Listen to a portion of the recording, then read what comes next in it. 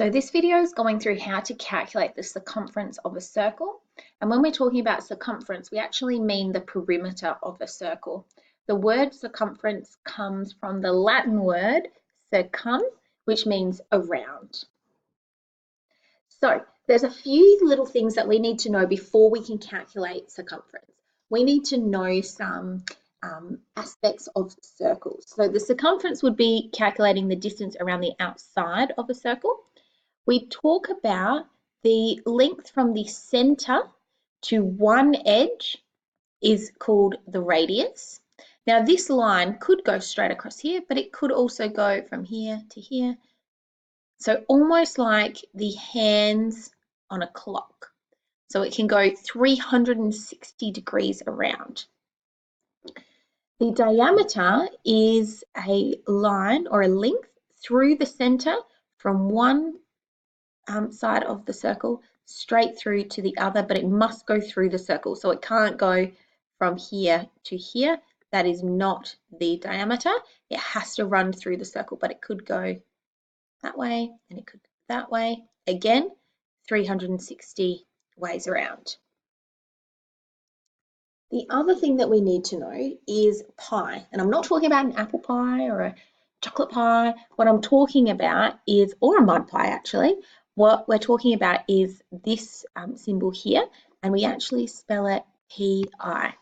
And a mathematician identified that the diameter of a circle goes around, regardless of the size, will reach around 3 and a bit times. And the actual measurement is 3.14, and this number does not have an end. It's a really, really long number. So all you need to know is that pi, spelled P-I, is 3.14, and it symbolizes the diameter of a circle, the length going through the middle from one side to the other, wraps around a circle 3 and a bit times, and that bit is measured as 0.14.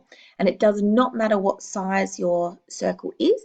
You may choose to try this. You could get a plate and put a piece of wool across through the middle of the plate and then wrap it around the edge, and you'll find that it will wrap around 3 and a bit times.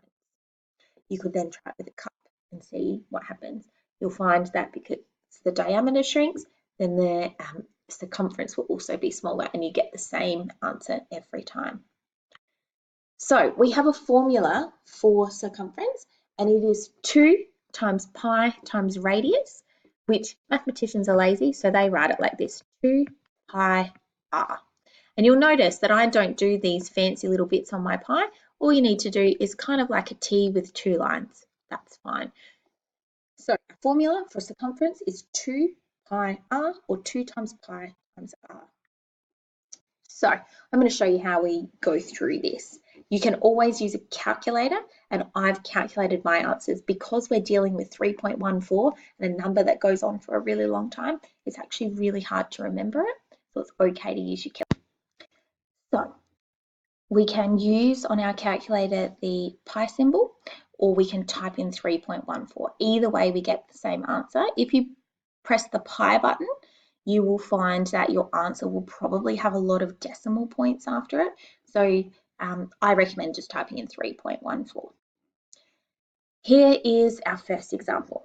You can see that we are dealing with the radius because we've gone from the center to one edge only, and we know that that length is 4 centimeters. Our formula is C equals 2 times pi times r, or 2 pi r. Here we have actually 2 variables. We have one thing written as a symbol, pi, and we have the radius written as r, and we can now replace these with the numbers that we know. So 2 stays the same, we drop that straight down. We then put in pi, which we know is 3.14, and the radius, which is 4 centimeters. So we pop that into our calculator in order, and the answer we would get would be 25.12 centimeters. We're dealing with perimeter, so a length, so we don't put the squared on the end, that's only for area. We've just put centimeters, and that is our answer. If I was to put it into the calculator and use the pi symbol, I'll do that now and I'll show you the difference that occurs. So 2 times pi times 4, and you'll notice that the number is incredibly long, which is okay. We just don't need to write all of that. So if you do choose to use the pi function, you just need to make sure that you round to 2 decimal points. And that's how we calculate a circle when we know the radius. If we have a circle like the one that we've got here that has the diameter, so it's got a line that goes through the middle from one side of the circle to the other side of the circle, it doesn't quite fit the formula that we have. So we first have to work out what the radius is. And I'll give you a little bit of a clue. The diameter equals 2 times the radius. So we've got one radius here and one radius here. So if we know the radius, the diameter, and we want to know the radius, all we have to do is the diameter divided by 2. So in this case, it's going to be 14 divided by 2. So therefore, the radius equals 7 centimeters. If we needed to do the flip, so we wanted to know the diameter, and we knew the radius, we would just times the radius by 2. So let's go through the process now using this number, not 14. And I'm going to cross that out so I remember, and I'm going to write 7 centimeters here.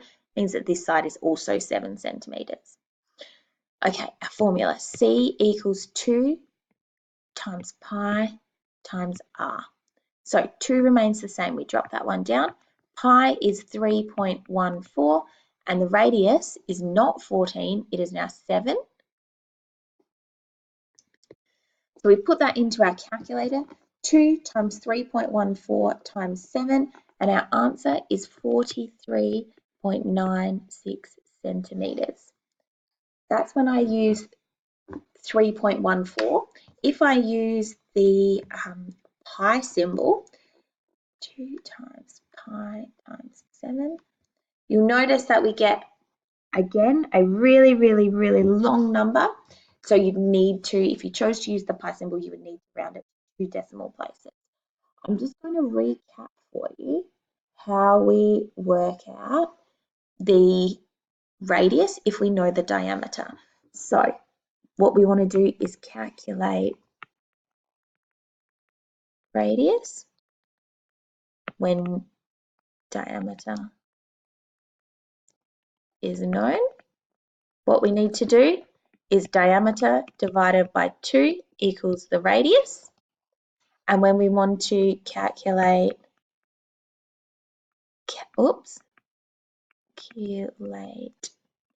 diameter when radius is known, we do radius times 2 equals the diameter. So that's our formulas there if you need to flip it either way. For the diameter, to calculate the radius, you divide the diameter by 2, and when you know the radius, to calculate the diameter, you times it by 2. So they're alternate. And that's how you calculate the circumference, also known as the perimeter, of a circle.